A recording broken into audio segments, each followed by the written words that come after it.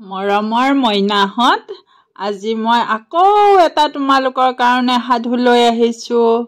সেই সাধুটোৰ নাম হৈছে এক হাতী আৰু ফেঁচাৰ কথা। এখন নদীৰ কাষত এক ফেঁচাই এজোপা গছৰ খুৰুঙত বাহ লৈ আছিল। সেই গছৰ তলেদি এক গজেন্দ্ৰ নামেৰে হাতীয়ে সদায় পানী খাবলৈ অহা যোৱা কৰিছিল। দৈবাত এদিন ফেঁচাই বাহ লোৱা গছজোপা পানীত হালি পৰিল। ফেঁচাই একো উপায় নাপাই হাতীৰে সৈতে সখি বন্ধাই সেই গছডাল পোন কৰি ল'লে। সেই দিনাৰ পৰা ফেঁচা আৰু হাতী দুয়োৰো মহামিত্ৰ হ'ল। এদিন পাৰ্বতীৰ বাঘে সামাজিক দেখিলে, সপোন দেখিলে যে সি গজেন্দ্ৰ হাতীৰ মূৰটো খাইছে, বাঘটোৱে হাতীটোৰ মূৰটো খাইছে।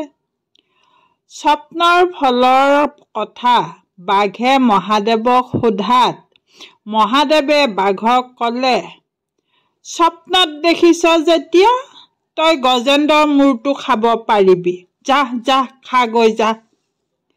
বাঘে মহাদেৱৰ কথা শুনি সেই নদীৰ কাষলৈ গৈ হাতীলৈ ৰৈ আছে।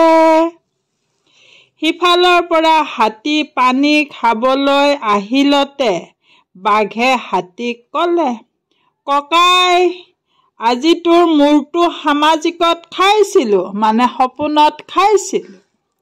পিছে দিঠকতো খাব পায়নে বুলি মই মহাদেৱক সোধাত মহাদেৱে খাবলৈ মোক আজ্ঞা দিছে, সঁচাকে খাবলৈ আজ্ঞা দিছে বুলি ক'লে। এতেকে এতিয়া মই তোক খাওঁ, তই কি কৰ কৰি ল বেগতে।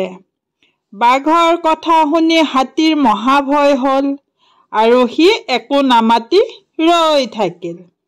ফেঁচাই সখীয়েকৰ ভয় দেখি বাঘক ক'লে, বাৰু মহাদেৱে যদি তোমাক খাবলৈ দিছে খাবা, তাত কোনো কথা নাই। কিন্তু কথাটো সঁচা নে মিছা আমি এবাৰ মহাদেৱক সুধি লওঁ। এতেকে ব'লা আমি তিনিও মহাদেৱৰ ওচৰলৈ যাওঁ। বাঘ ফেঁচাৰ কথাত সন্মত হ'লত তিনিও মহাদেৱৰ ওচৰলৈ বুলি বাট বুলিবলৈ ধৰিলে। কিন্তু ফেঁচাই সিহঁতক পাছ পেলাই আগেয়ে গৈ মহাদেৱৰ আগত পৰি টোপনিৰ ভাও জুৰি তাৰ মূৰটো নচুৱাবলৈ ধৰিলে। মহাদেৱে ফেঁচাৰ কি হৈছে বুলি সোধাত ফেঁচাই চকমক খাই সাৰ পোৱা যেন দেখুৱাই ক'লে, প্ৰভু, মই এতিয়াই স্বপ্নত পাৰ্বতীক বিয়া কৰাইছিলোঁ। পাৰ্বতী মহাদেৱৰ পত্নী।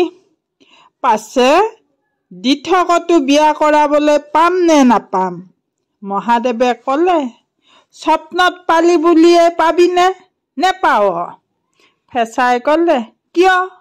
তেনেহ'লে বাঘেনো কেনেকৈ স্বপ্নত গজেন্দ্ৰক খোৱা দেখি দিঠকত খাবলৈ পাব? মহাদেৱে ক'লে, বাঘেও গজেন্দ্ৰক খাব নোৱাৰে।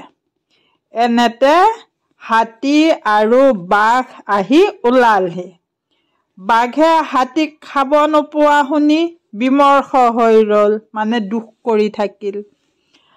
হাতীয়ে ফেঁচাৰ সৈতে ৰং মনেৰে গুচি গ'ল আৰু কাপোৰ কানি ক'লা হ'ল, ময়ো গুচি আহিলোঁ।